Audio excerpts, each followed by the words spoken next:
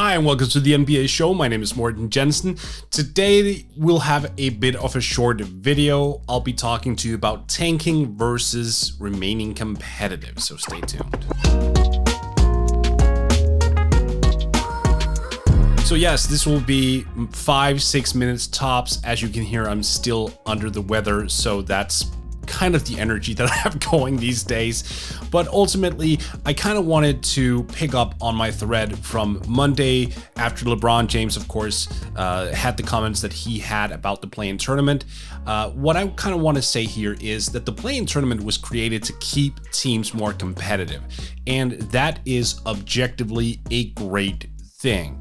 Now, that being said, at the end of the season, we're always looking at teams that basically decides we're not going to be achieving a whole lot from just playing our best guys from here on out because we're out of the playoff race. We might as well tank for the rest of the season. And you know what? I'm down with that too. What I think the play-in tournament has done is extend the window of competitiveness. And by all that, I mean that teams already back in like February would decide we're not going to be competitive, so we might as well trade away some of our main guys to optimize draft pick, to optimize certain possibilities for end of bench guys. You know the whole drill. Teams just tanking and doing so very openly so. For the NBA to see teams just remain competitive for an additional month, maybe 2 more months to see if they can get into the play-in tournament, that's huge. It's been one of the primary issues for fans when it came to basketball over the past decade or so, which is really the point of, do we want to watch a tanking basketball team? The answer mostly is no, and that's very fair. Nobody wants to watch a team trying to lose. What's the entire point? Like right now, in the course of the season with 5-6 games left, some teams have accurately identified we are not going to make the play-in tournament, so we might as well try our damnedest to get the best possible draft lottery odds that we can. And for that, I think it's fair. The play-in tournament has served its purpose by just extending the level of competitiveness a month or 2 months.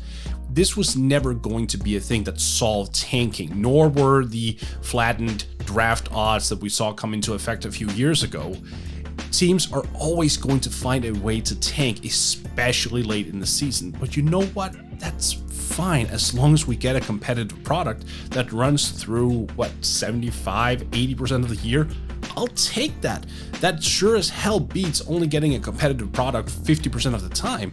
That's a major and drastic improvement on how to gauge team success, how to gauge where teams are in their competitive spirit and fire, whatever you want to call it.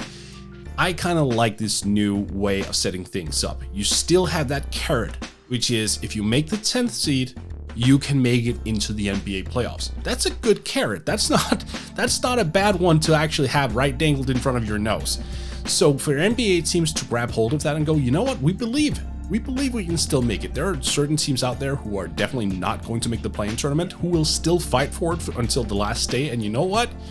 Thumbs up if you want to do that. Personally, I think it might be a little bit misguided by some teams, but if it means a more competitive product, I'm all for it. So at the end of the day, it boils down to this. What do you want as NBA fans? Do you want to look at teams going, we know who we are, we know we're not going to be competitive, we might as well go for the best possible guy in the draft? Or do you want a team with a fighting spirit who might not have a whole lot of talent, but will give it everything that they have over the course of a 48-minute game for the rest of the year? I mean, it's very subjective, right? I mean, I can see arguments for both sides of this. I think the true answer to that is way more nuanced and context-based than just black and white this way. But overall, I just like the way how the NBA has set this up. Teams are now free to do whatever they want. They always were, but this just gives them more incentive to remain competitive. And there's still time after teams kind of recognize, you know what, we're not going to where we want to go, where they can scale back and just say, yeah, it was what it was. We tried going for 10th, didn't work out. Now over the final 5, 6, 7 games of the year, we are going to be one of the worst teams in the history of basketball. That's our goal. I kind of dig it. I think that's a reasonable middle ground. I think that is a compromise that makes sense. But this time around, because I'm sick, also because I want to hear from you a little bit more, what do you think about this? Should NBA teams just do whatever the hell they wanted from the get-go and then that's it? Or do you think dangling this carrot of the play-in tournament, of teams becoming more competitive, is the right approach for the NBA? Sound off in the comments below.